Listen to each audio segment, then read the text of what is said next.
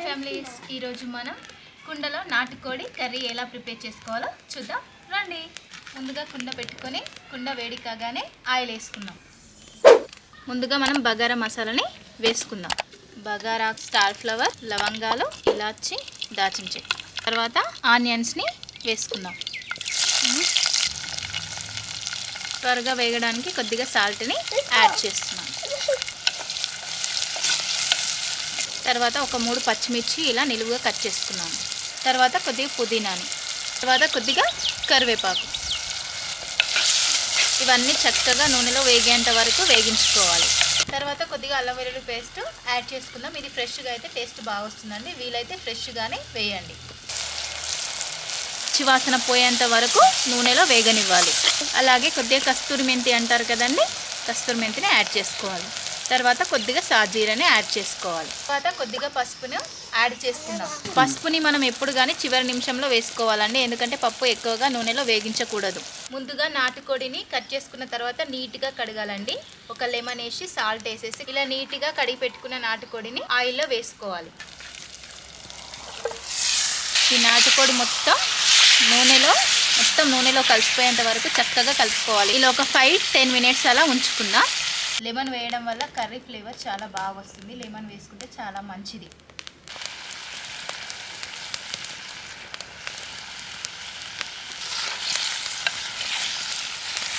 ఒక 2 మినిట్స్ అలా ఉంచుకొని టమాటా వేసుకుందాం.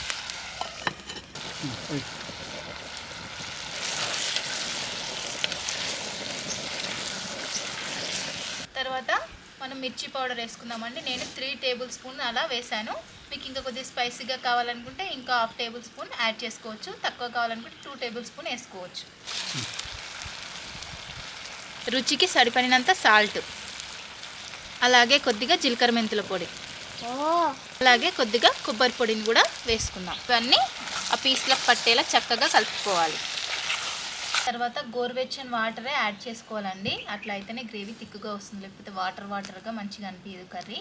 గోరువెచ్చిన వాటర్ని యాడ్ చేసుకోవాలి. కర్రీ పీసెస్ ఉడికేదాకా ఉంచుకుందాం. ఈ నాటుకోడి కాబట్టి వాటర్ కొద్దిగా ఎక్కువనే పడుతుందండి. నేనైతే 2 గ్లాసెస్ వేస్తున్నాను. ఆ పీస్లన్నీ చక్కగా ఉడకాలి కదా, అందుకనే 2 గ్లాస్ వాటర్ వేస్తున్నాను. ఒకసారి మంచిగా కలుపుకొని మూత పెట్టేసుకుందాం. ఇది ఉడికేంత వరకు 10-15 మినిట్స్ అన్నాను, కానీ నాకు ఇది నాటుకోడి ఉడకనీకి 20 మినిట్స్ పట్టిందండి. ఒకసారి చూద్దాము. చూడండి, చక్కగా ఉడికిపోయింది కర్రీ పీసెస్ అనేవి. కొద్దిగా కొత్తిమీర వేసుకుంటే అంతే, ఎంతో టేస్టీకరమైన నాటుకోడి కర్రీ. కుండలో నాటుకోడి బాగుంది కదా. ఇంకెందుకు లేట్, మీరు కూడా ఆలస్యం చేయకుండా వండేయండి.